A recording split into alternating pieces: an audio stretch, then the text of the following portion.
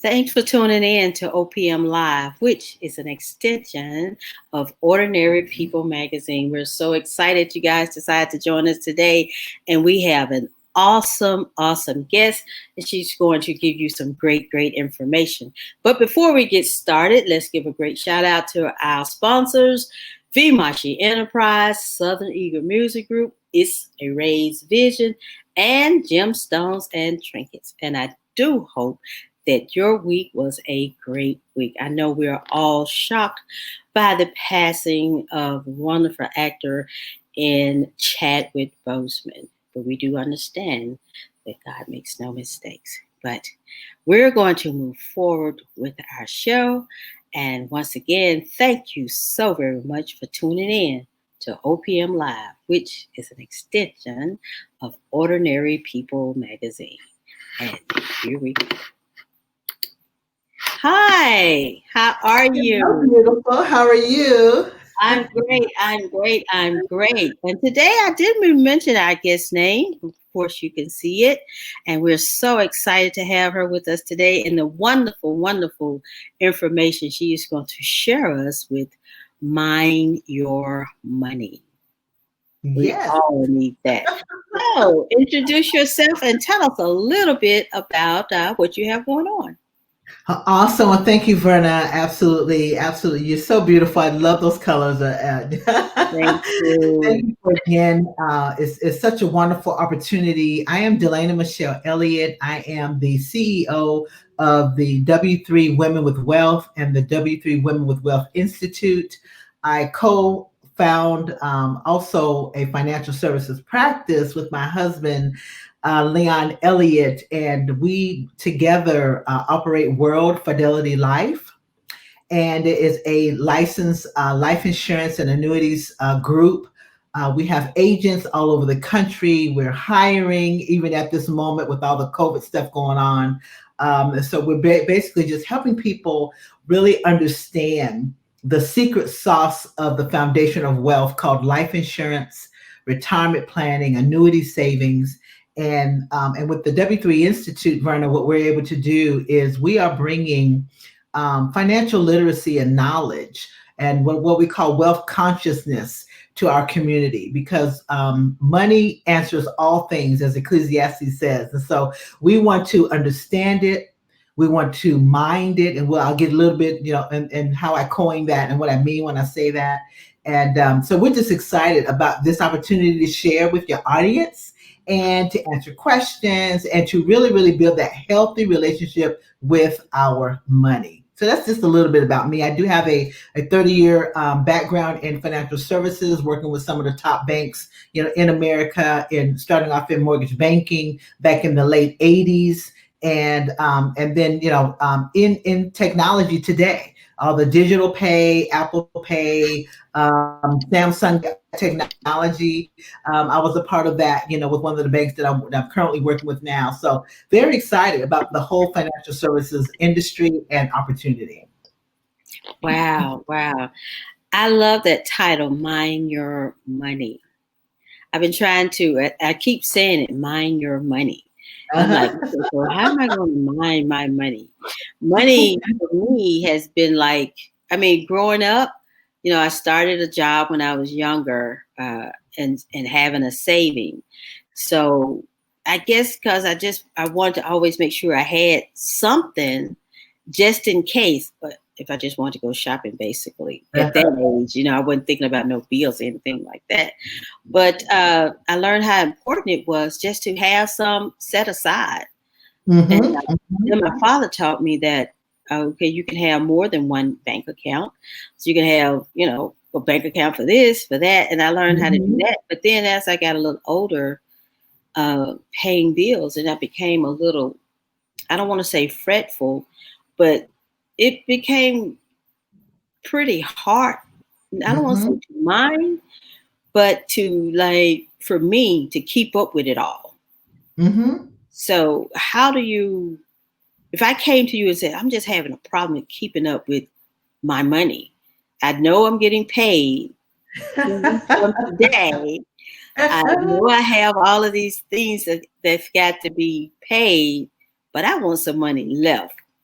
I want Yes. to be able to keep up with my money and yet have some left for me.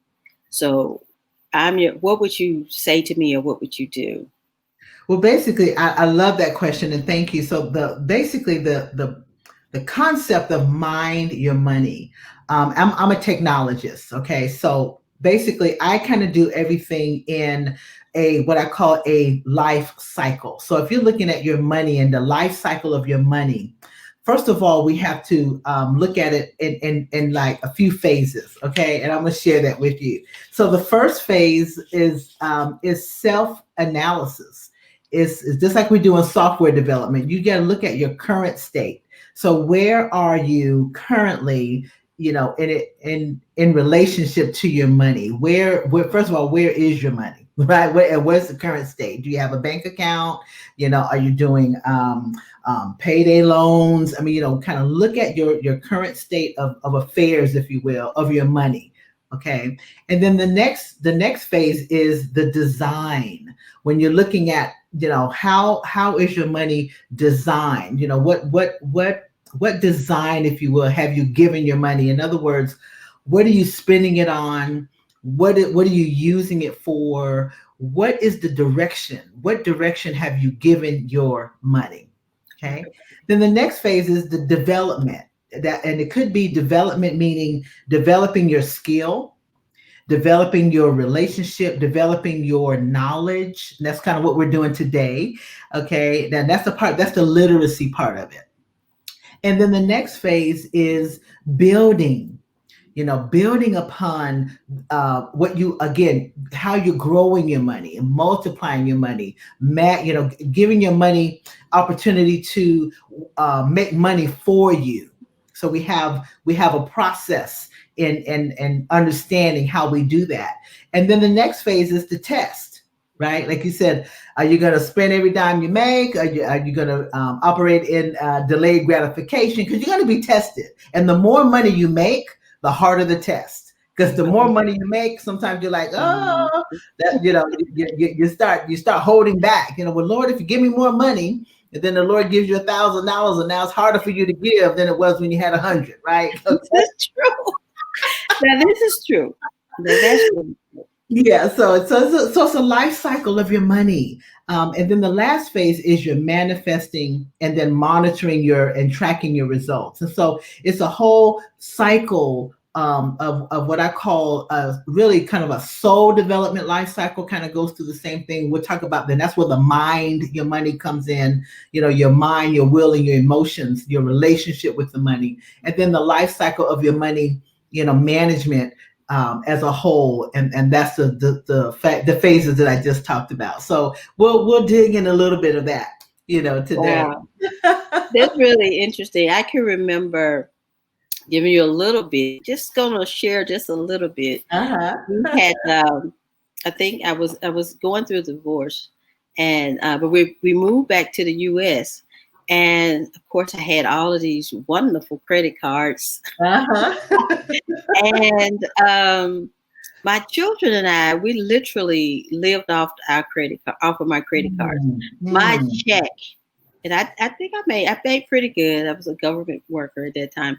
I made pretty good, but we literally lived off my credit cards because my checks just would go. My check Mhm. would go to the Mhm. credit cards, and I can remember.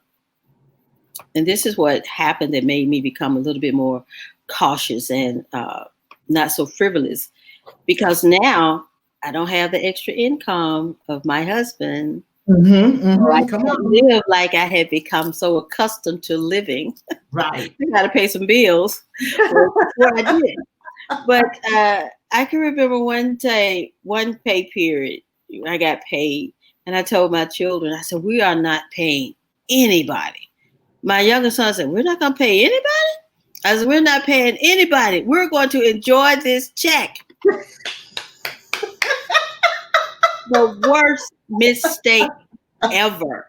But it's Yeah. a true Yeah. story. Yeah. We enjoyed that check that weekend, Mhm. and I paid for what seemed like for months because we Yeah. didn't pay anybody. So that means we had to go without, and I Uh-huh. really had to Uh-huh. figure out how to get everything caught up. It was the worst mistake, but it was a wonderful weekend. Yeah, and see, and what we want to do, Verna, we want to teach people how to, because we all working hard, right? We work Yes, hard for the money. Remember that song? We work hard for the yes. money. Okay, so we don't want to just feel like every day of our life is spent going to work, coming from work, getting ready for work, and then taking a vacation to think about work, and then coming back from the vacation tired and still, so we don't want our whole life to be about, getting the money. So there's a way that we can do that with planning.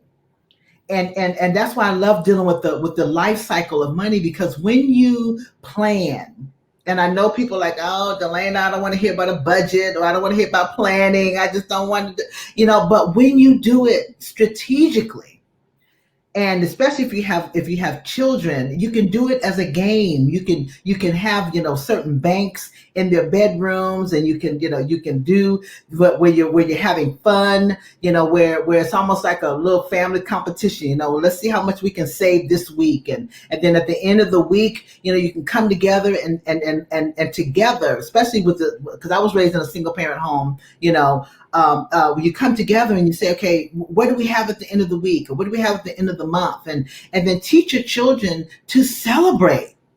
Mm, Take a little bit and let them go to Walmart or go to the mall or whatever, so they can look at what they worked hard for, that's true. how they were able to save, and then the celebration that comes with that. Because what we're doing here, Verna, is we are changing our narrative when it comes about how we think about money.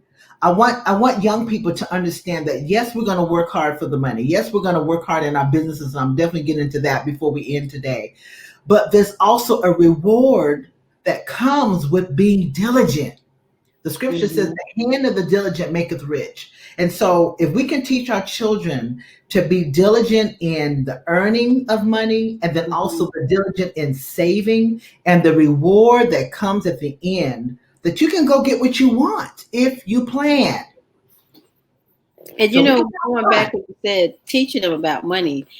Okay, so moving forward, fun. I Hmm. started giving my children money to shop.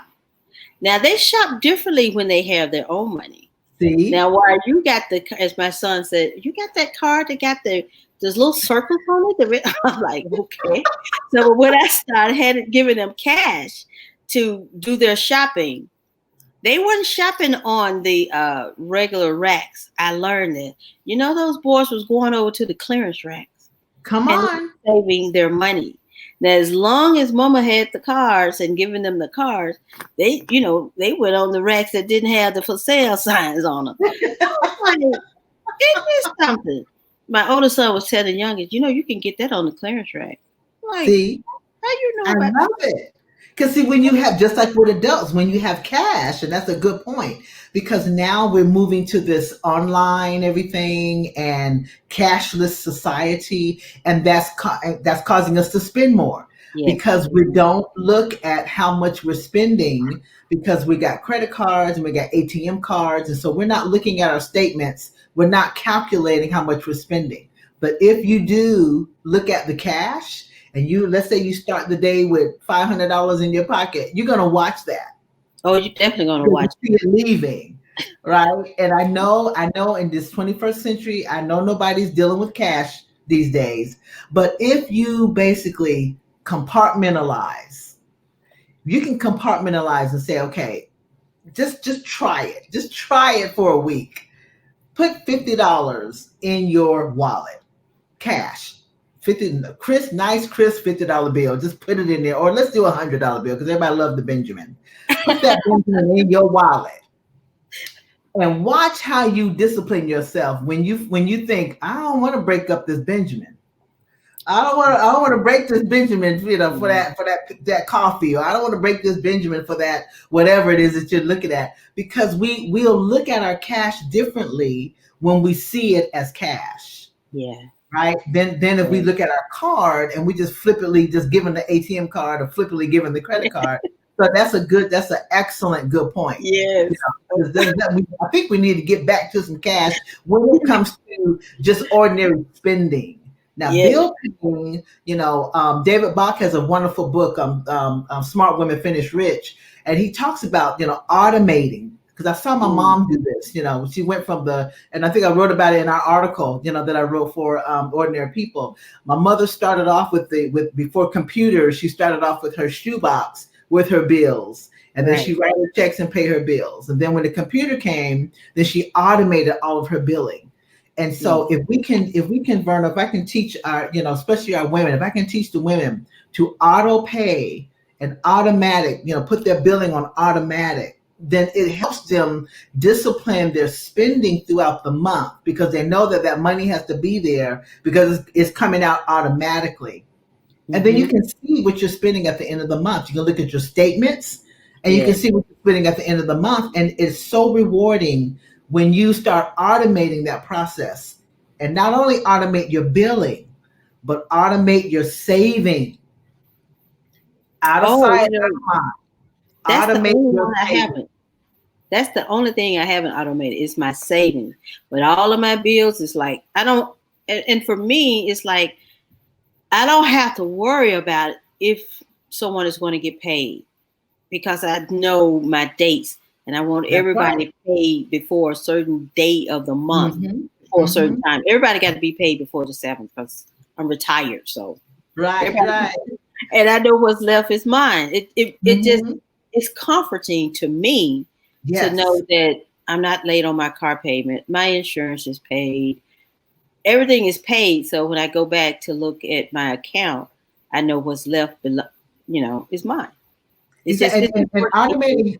automating your payments also, because you are paying everything on time or before time, that's also going to help your credit score. Oh, that's great. Okay. Yeah. Yeah, because late payments over 30 days reflect on your credit score, and then that's going to make your credit score be lower and lower and lower.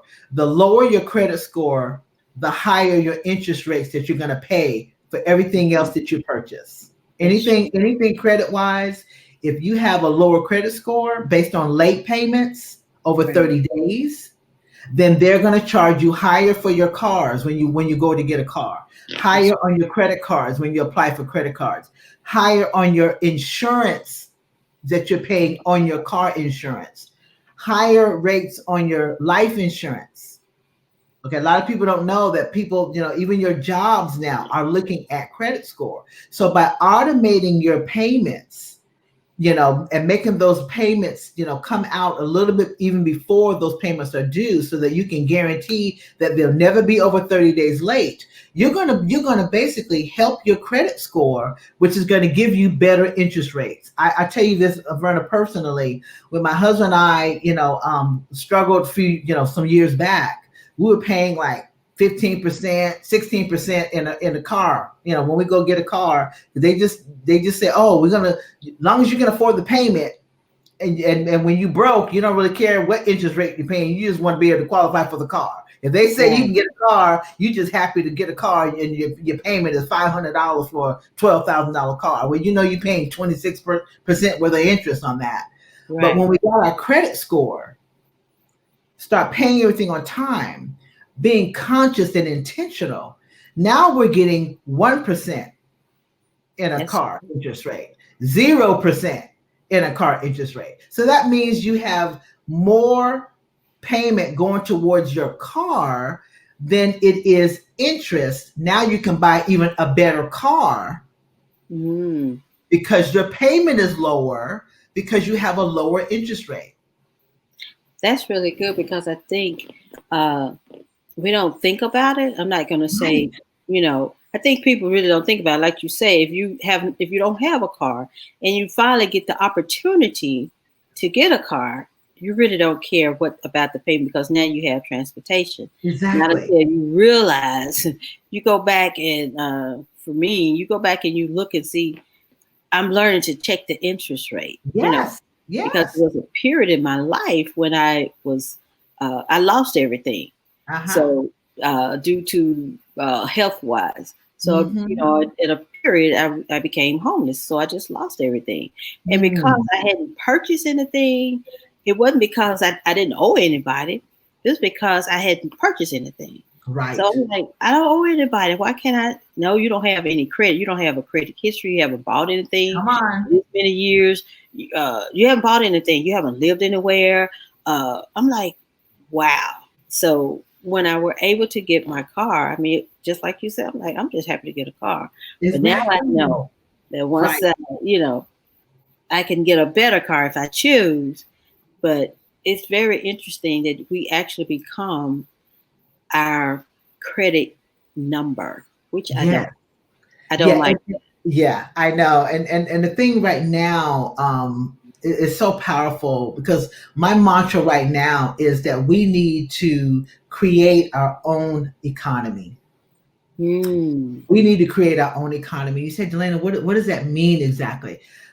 Right now, this is unprecedented times. I mean, we're all in it, right? We never even heard of a COVID-19. right. You know, this time that is something because it's tied to a disease and how Mm-hmm. a disease is affecting our economy. We Mm-hmm. have never, not Never. in the 21st century, had to deal with a disease affecting our economy because it's affecting our ability to come together, ability to gather, ability to work, ability to, Mm-hmm. and when people aren't driving that gross national product, that people are not spending money, is Right. hurting businesses, right? So we're at a point in our life, especially, you know, I'll speak to my Christian brothers and sisters. We're at a point in our life where we really need to believe that we eat during the famine. Right. Okay, That we part. really have to understand. Right now, Verna, it is where it's the rubber meets the road. It Do we is. really believe in the God of the Bible? Yes. Okay, and Yes. when we say create your own economy, I'm saying that we need to, prior to the Industrial Revolution, and I'll just go here from my black brothers and sisters. Okay, before the Industrial Revolution, when we were coming out of slavery, we were in business for ourselves because we did not have a choice. We had to do business with one another because we did not have a choice.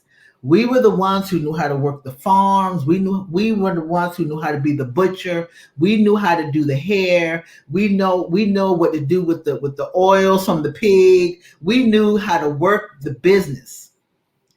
Industrial Revolution came and they stuffed us all in these factories and stuffed us all on these assembly lines, and we started working for everybody else, and now we're looking more for a job than we are doing a business. And now it's turning around where we now have to start working for ourselves again. Yeah. I And it's see what you powerful because now the mean. control of your income is back in your hands. Mm-hmm. And that's why when we talk about minding your money, it's intentional.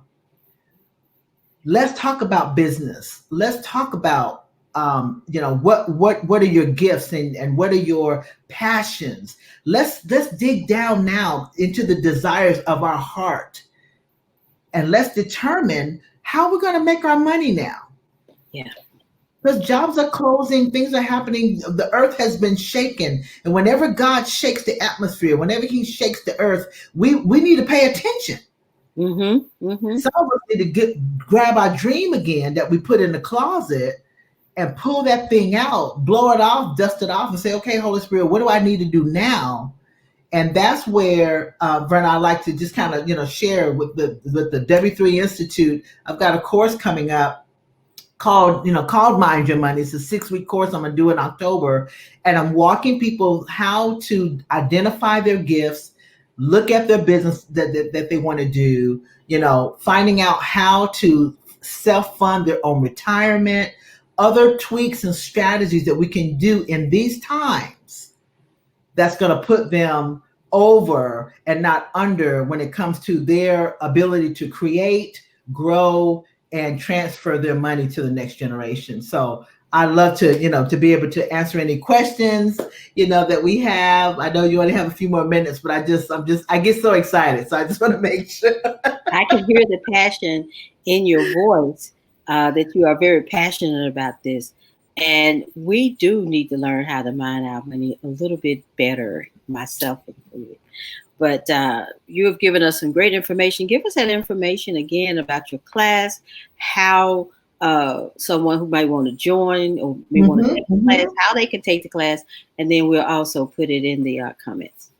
Okay, awesome, awesome. It is my website is womenwithwealth.com, womenwithwealth.com, and you'll go to the classes and appointment tab. And I think I may even have it as a pop-up on my website, but it's Mind Your Money, and it's a 6-week course. It starts October 3rd, and the cost is only $297, and it's for 6 weeks. And we're going to do a Saturday. It's going to meet every for 6 Saturdays, and we are going to walk through the science of getting rich, and it's going to be so juicy and so wonderful. So we're going to talk about the right to be rich. Is opportunity monopolized? Acting a certain way, how to manifest, your money, getting into the right business, all those type of things we're going to cover in that course. So womenwithwealth.com, go right to the Mind Your Money intensive tab, and you can pay right online. The course doesn't start until October, so I wanted to give people, at least a month to be able to save up and then be able to pay for the course. You can pay for the course right up until the day. And then we'll get started on that Saturday, and it's going to be absolutely powerful. I've done some mini courses up until the 6 weeks, and so this is definitely by demand. People wanted to know more about it. They wanted to spend more time in it. A 1 hour, 2 hour wasn't long enough. They wanted to get more deeper into it. So this was a course that was kind of by demand of the women that I was working with. They wanted to get more into it. So October 3rd, you have some time, to save up and pay the $297, and we'll be ready. We'll be ready for you. You have a workbook.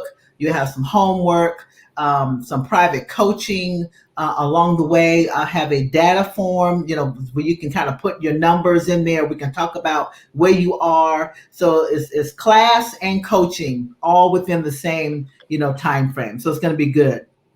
That's fantastic. That is really great. And we have enjoyed you being on the show, all the great information that you have given us, DeLayna.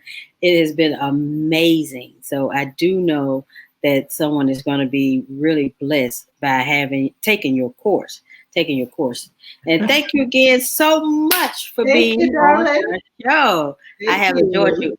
And for those of you who may not know Miss DeLayna, she has a column in the publication, Ordinary People Magazine.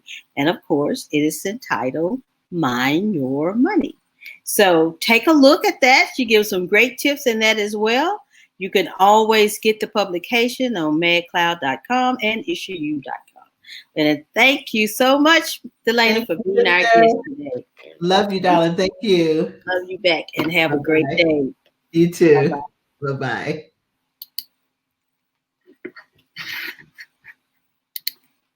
We have enjoyed DeLayna being on our show today. She gave some wonderful, wonderful tips. Of course, the name of her course again and the title of her article in the publication is Mind Your Money. And again, we thank you for tuning in. And as always, at the end of each program, we give a scripture. And the scripture is, I'm sorry, not scripture. We're reading from Jesus Calling, Enjoying Peace in His Presence, and it's by Sarah Young. And so today is August the 5th, and it reads, Sit quietly in my presence while I bless you. Make your mind like a still pool of water, ready to receive whatever thoughts I drop into it. Rest in my sufficiency as you consider the challenges this day present. Do not wear yourself out by worrying about whether you can cope with the pressure. Keep looking to me and communicating with me as we walk through this day together. Take time to rest by the wayside. for I am not in a hurry. A friendly haste accomplishes more than hurrying striving. When you rush, you forget that you are, and you forget who you are and whose you are. Remember that you are royalty in my kingdom. And the scriptures are Psalms 37 and 7, Romans 8:16 through 17, 1 Peter 2 and 9. And again, thank you so very much for tuning in to OPM Live, which is an extension of Ordinary People Magazine. Again, we thank you and have a wonderful, wonderful weekend.